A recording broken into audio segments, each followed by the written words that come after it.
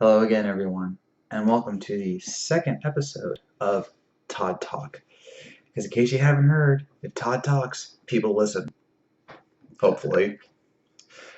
I'm actually very happy with how the first episode of Todd Talk went, and I thank everyone who listened, and I thank all of you who are continuing to listen or watch via this video or the SoundCloud audio version, which we have below in the comment section now, so it's much easier to find. Yes, we are doing the second episode very quickly, just because from lots of stuff that has happened, and most importantly, a movie has released, ladies and gentlemen. Yes, I am, of course, talking about Star Wars: The Force Awakens. This movie has been hyped for so long, and it has been buzzed about and teased about, and J.J. Abrams has, been holding all the mysteries of what it's about all together, probably making up for what happened in Star Trek Into Darkness, just saying. And now it's out. And naturally, there are those who love it. There are those who hate it. There are those who go, eh. And then there's me. So I thought I'd give a full-on, spoiler-filled, hopefully under 20 minutes, that's my goal, thought about what it is and what I think about Star Wars: The Force Awakens. And if you have been listening for the first minute 40 seconds, I'm looking at the clock on my camera, this is going to be spoiler filled, so I'm going to pause for 5 seconds to let you leave. And we're back. Alright, so first off, one of the biggest, complaints I've heard is that it's just A New Hope, like Episode 4, New Hope, but with different characters and slightly tweaked plot.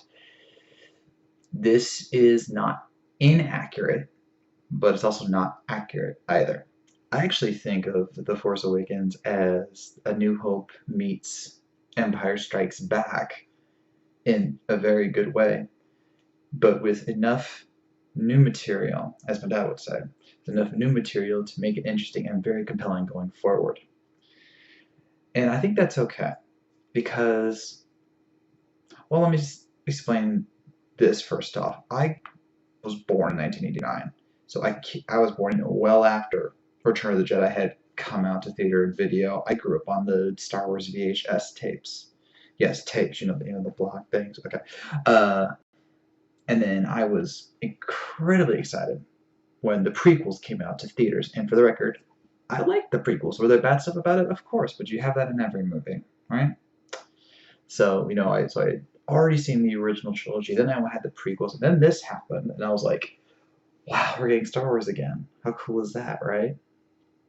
So, I personally think that this was an okay approach. I think it's maybe a little unexpected, given this is J.J. Abrams, Lost and Star Trek and all the stuff he's done. But I can understand why he did this, because so many just didn't like the prequels for one reason or another. I think he was honestly trying to recapture, I guess the best word to say is the beauty and the simplicity of the Star Wars universe that we had gotten in the original movies. Because if you think about it, A New Hope could have just ended, and there could have been no more story. Yes, Darth Vader was still out there. Yes, the Empire was still out there, but it was a complete all-in-one tale. Whereas Empire Strikes Back and even Return of the Jedi kind of ended with questions. Whereas this one was, they blew up Death Star, they got the medals, they're heroes now. That they did like the ceremony at the end and then cut to credits. Happy ending. With Force Awakens, yes, you had a lot of those similar themes, but it was like a different with enough new material that made it interesting. For me, one of the key things that made it different were the characters. Yes, you had the loner, the person that was destined for greatness on a desert planet, found a droid who had data that needed to go to the Resistance, which is now the advancement of the Rebels Alliance or the New Republic. And yes, they had a giant Death Planet. I'm coining that right now. The Death Planet. That just happened to destroy a planet or five, and we have to blow up the Death Planet and everything. And yes, those are all similar, but it was still the characters made it different for me. First of all, Rey was absolutely amazing. I think she was an incredible main character, very different from Luke, who I'm definitely going to get to later, and definitely different from Anakin. She had that mechanical expertise, yes, but whereas Anakin and Luke, they wanted to be free. They were on the road to stars. Rey wanted to stay on Jakku. She was waiting for someone. She was waiting for her family to return. And the idea of her leaving, even for this grand adventure, even when, it was clear that she had the Force in her, she started to realize that. And it scared her. I thought that was very, very compelling. And, her arc in all of this, her going from this girl who just wanted to stay at home to, this very scared person who's not understanding what's going on, what she saw when she touched Luke's lightsaber, and growing into this essentially Jedi. It was very compelling to me. Again, my opinion here, and she was easily like the star for me outside of Finn, who I'm about to get to. Um, that was a key difference for me because if you think about it, in A New Hope, Luke was I wanna join the pilot academy, and no, we need you here, said Uncle Ben, and then he met Obi-Wan Kenobi, and then his uncle and aunt got killed, and I was like, yes, now I want to go with you. Hey, let's go to Alderaan. Alderaan's destroyed. Hey, we're kind of trapped at the Death Star. We should probably blow it up. There wasn't a lot of real, I guess, character development in Luke in some ways in A New Hope, but with Rey, you had that. Now, yes, there were some kind of Deus Ex Machina moments like that final battle with Kylo Ren. But it worked. It really did for me, and I can't wait to see where Rey goes from here now that she's found a certain someone. Finn was hilarious. There was so much hate for Finn. It's like, oh my gosh, how is there a black stormtrooper? I'm like, why is that the biggest thing you criticize? Okay, there was a video game called Star Wars Battlefront, and the second one dealt with the Clone Wars era. And in it, they told a story about how, and again, technically this was retcon, but I actually like to consider it canon still. The Kaminoans, who made the Clone Army, they didn't like what the Empire was doing because this was basically at the time of the Empire, at this time in the main campaign, and they had raised a clone army to fight the Empire, who at the time was still clones, just in different armor.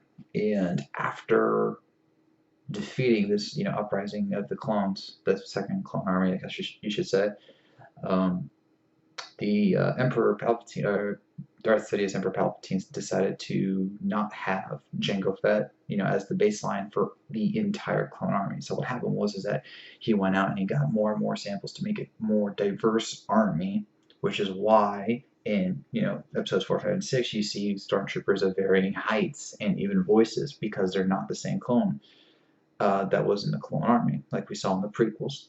And I always loved that explanation because why shouldn't Palpatine do that? Why shouldn't he have this more diverse army with him? And even now in the Force Awakens, that's what we saw, and they're being conditioned to be perfect soldiers. But with Finn, it just didn't take, and I like that. I love the idea of him running from everything. And people probably be like, but that was Han Solo's arc. He was running from Jabba. Well, he had a job though. He was a crook. He was a smuggler. He, just got caught some bad times and got some bad luck. But Finn, he just wanted to run away from everything. He wanted to get off Jakku. He wanted to get away from the First Order. He wanted to get away from everything. And then he slowly started to find out that not only did he care about Rey, but he wanted to do the right thing. And even if that was at times short-sighted, when he went to the Death Planet and wanted to save Rey and would conveniently help blow up the shield as a secondary objective, that was still very cool. And again, very different from what A New Hope was. And he was just very funny. The expressions, wait, what are you doing with it? Those is very funny. And you need comedy in Star Wars. You really, really do. Poe Dameron was a very interesting character. I was very surprised that they started the movie with him, though again, in context, it was actually very, very good. Um, I kind of wish we knew more about him, other than he was just this incredibly epic pilot. But again, we got time. We got another movie that's coming out in 2 years, and I have no doubt we'll see more of him. But it was great to see that the aerial battles that we saw, which we saw like two or three, um, were visually stunning. And this is the benefit that even the prequels didn't have, because the prequels were very much visual and they were great, but now, with like another decade plus of, advancements in technology, they made it even more beautiful and even more groundbreaking in how they handled the visual effects. And so I was very impressed with that. Obviously, the character a lot of people are talking about is Kylo Ren, and I was very interested to see how this character would play out, because remember, the first time we technically saw him was when they unveiled the hilted lightsaber, which not a lot of people liked at first. But here, not only did we get that jaw-dropping reveal that Kylo Ren is Han Solo and Leia's son, but he is the dark side. He is this incredibly angry person who wants the dark side more than anything, and yet he can feel the light side within him, and that hurts him. I mean, you saw the pain. He's talking to Vader's helmet, like, I feel it again, the tug of the light side. Show me the darkness. Help me to show them the dark side. Let me finish what you started. That was very powerful. And I feel like Kylo Ren was what Anakin was supposed to be on screen. This is this character tempted by the dark side. I think that the Clone Wars version of and the cartoon Clone Wars version of Anakin was better portrayed as struggling than what Hayden Christensen did in the prequels. But with Kylo Ren, you saw these incredible bursts of anger as things did not go right for him. And unlike Vader or even Anakin, you knew he wasn't fully trained yet. He was very much a young boy with a lightsaber, trying to embrace the dark side. And I loved how he would just lash out, and then he would be like perfectly calm. Like when I was talking with Rey, he was perfectly calm up until, she started resisting him. And then it's like, oh crap, there may be someone just as powerful as me here. And, his lightsaber battles where he just dueled with this passion and anger, and yet again had that calmness at times. It was very powerful. And that scene where the cliff just opens up and divides Rey and Kylo Ren was very compelling. That's very symbolic, like the gap that, hey, we're going to meet again. So there you go. And yes, he killed Han Solo. I think that was like one of the biggest surprises in the entire movie. Not that that's a bad thing, but I can guarantee you this is my reaction. It's like I'm watching it and I'm seeing him struggle with the lightsaber, and I go, oh no. And then he stabs him and I go, and I'm literally like shaking. You know what I mean? I'm shaking because Han Solo was just killed in front of me. And yes, he's 100% dead. There is no denying he is dead. We saw him stab through the heart. He fell down a chasm. The planet imploded, however long later. And there you go. The planet imploded however long later. And he's dead. And I actually think that was a good thing. This is the kind of stuff that J.J. Abrams loves to do. He likes to pull the twists. He'll bring you in with the familiar, and they'll just shatter it all apart. And I think it's good because if everyone from the original trilogy, let's just narrow it down to Han, Luke, and Leia, if they were a focus of every single film, let's just say this trilogy, if they were the focus of that, what would be the point? It would be just A New Hope again, and we don't want that. The focus needs to be on Rey and on Finn and on Poe Dameron and whoever else we meet and everything, and to show that not only are they willing to accept that, not only are they willing to change what we think is going to happen. Of the three characters, I think we can all agree that the one that most likely was going to die was Leia, not Han Solo, and not Luke Skywalker, who's not dead, obviously, but just saying, of the three, we know Han was probably one of the least likely to die in that fashion, which is why it brings me back to why I said I think Force Awakens is, A New Hope meets Empire Strikes Back is because that's, kind of the I am your father moment of the series, where it's just like, you, they're on the the stage. Something is gonna happen. They're cornered. The lightsabers are out.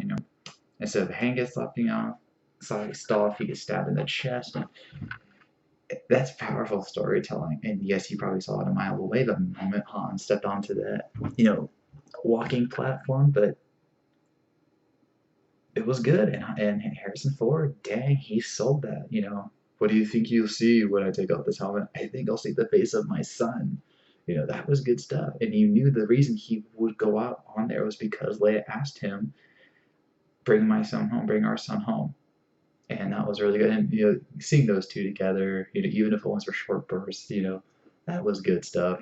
They didn't have to bring those two together, but they did, and it was so good. And I loved how Leia basically, I guess, through the Force, sensed that Han was dead. She could just tell, and that was a very beautiful moment for me. Um, so yeah, but yeah, I'm very excited to see Kylo Ren in the future, especially now that he has to complete his training through Supreme Leader Snoke. Um, Again, it was just those characters. I mean, it was honestly the characters and not the plot that was keeping me invested, and that's okay because the plot can be simple at times. If you think about it, a plot is usually always very simple unless it's like a murder mystery or this super twisty convolutedness, which is nuts. But if it's the characters that hold you through, and Kylo Ren and Finn and Poe Dameron and Rey and BB-8, and I love that little droid. But okay, can we be honest? If Rey's not the star of the show, it's a BB-8. Okay, this little droid just completely shattered all expectations. There were actually 7 BB-8 droids made for the Force Awakens. Did you know that? It's true. And the whole point was that they wanted to make sure that it could do all the stuff that they wanted to do, like show the emotion of a droid and everything. And they succeeded so much. I remember the crowd laughing so much at half the stuff that BB-8 did, like giving the thumbs up through the torch light. That was awesome, and tilting its head to show it was kind of not sure about what was happening. I love it. It's great stuff. Uh, now, were there bad things about it? Yes, obviously there were almost an insane amount of parallels between this and A New Hope. Again, the Death Planet blowing up the New Republic, certain characters getting skated on by, like Captain Phasma, who was incredibly hyped, female stormtrooper, female leader stormtrooper, and then she has only a couple scenes and gets thrown into a trash compactor, I suppose. So we're honestly not sure if we're gonna see her again. I'm gonna bet we are, but whatever. Um, I think I wish Poe had more time. I'm glad we got as much as we did, and obviously he's gonna come back, but I kind of wish we had a little more with him. Um, just little nitpicks, stuff like that. But overall, I think it was something very, very special because now, ladies and gentlemen, we got the nostalgia back. And I think more than anything, that's what The Force Awakens was supposed to be about. It was supposed to be the next New Hope, if you will. Because a lot of people always say, well, it could be worse. It could be Phantom Menace, and I love Phantom Menace. I really did. Qui-Gon Jinn, Darth Maul, and the Duel of the Fates and all that. But, A New Hope was very, very special. And I think that's what they were trying to recapture with The Force Awakens and to both bring back the nostalgia of what Star Wars was to so many people and yet infuse it with something special. And now that that's done, we have 2 episodes where anything goes. We know that Kylo Ren is alive and that he's going to Emperor Snoke. Rey has found Luke Skywalker, who is so bossy, doesn't need a single line in the movie.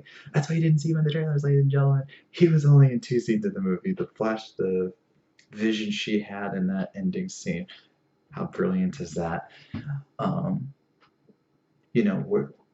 what is the state of the New Republic now? Because at the end of A New Hope, they were, had this humongous victory, and they could go on through that, but the Empire was still there. Now, the First Order is still there, but they have lost their big weapon. So how big are they without their major weapon now? That's honestly a big question I have.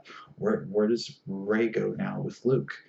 Does she just train to be a Jedi? What's Luke's story? Why did he feel responsible for what Kylo Ren did? We know that Kylo Ren was the one who betrayed Luke and destroyed his new Jedi Order, but was that the only reason he left? And most importantly, is Rey Luke's daughter? Because we are all thinking that, ladies and gentlemen. I'm pretty sure most of my family was who saw the movie with me.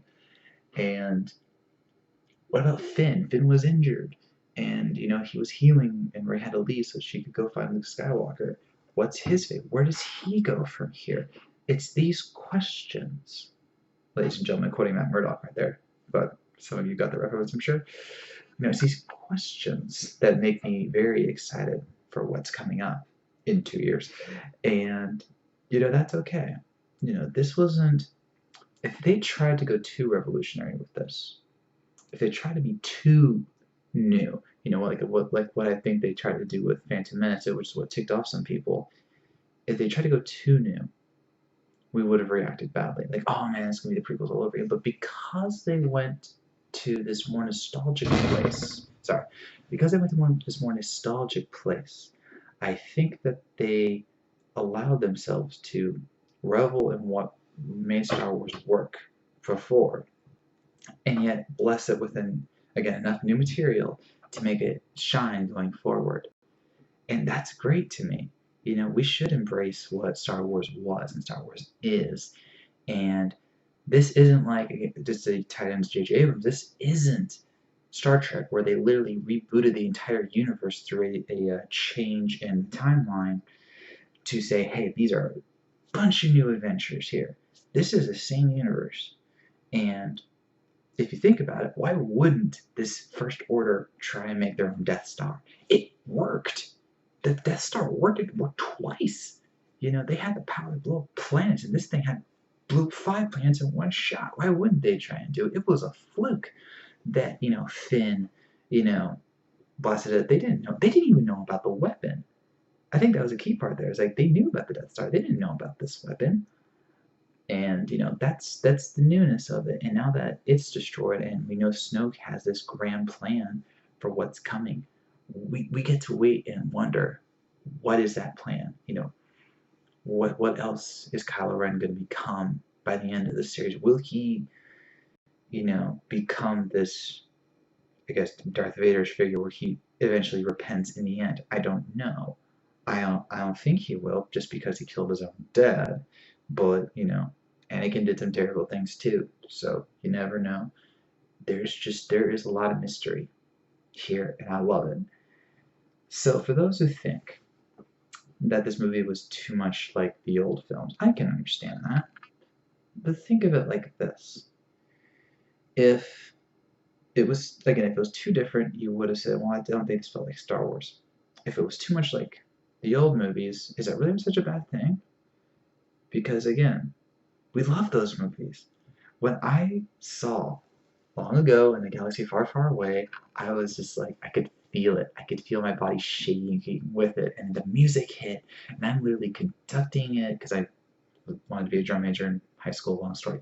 But I was like conducting the music because I knew the beats and everything. And when the movie ended, the audience lit up with claps, and I was joining up because it was powerful to us.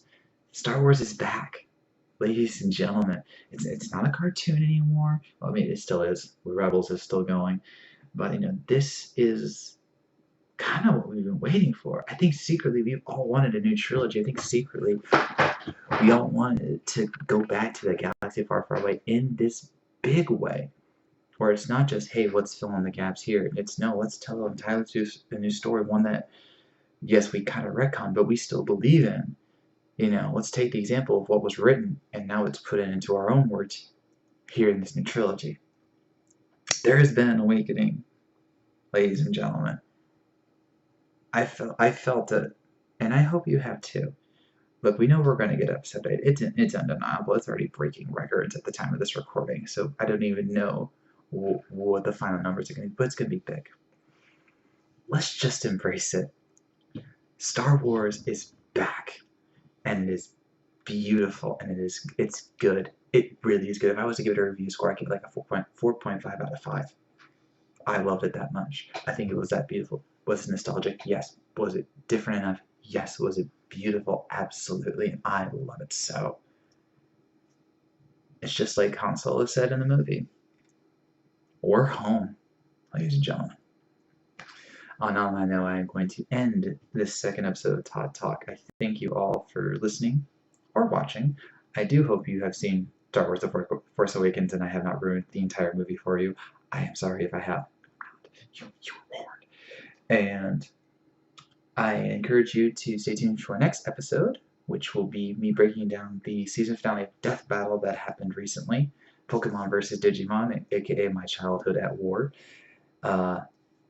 I encourage you to spread the word about Todd Talk, because I hope to be around for a while. And again, I thank you for listening. If you have made it this far, that means you were listening to Todd Talk. So there you go. So thank you once again. I hope to see you next time, and I will see you around.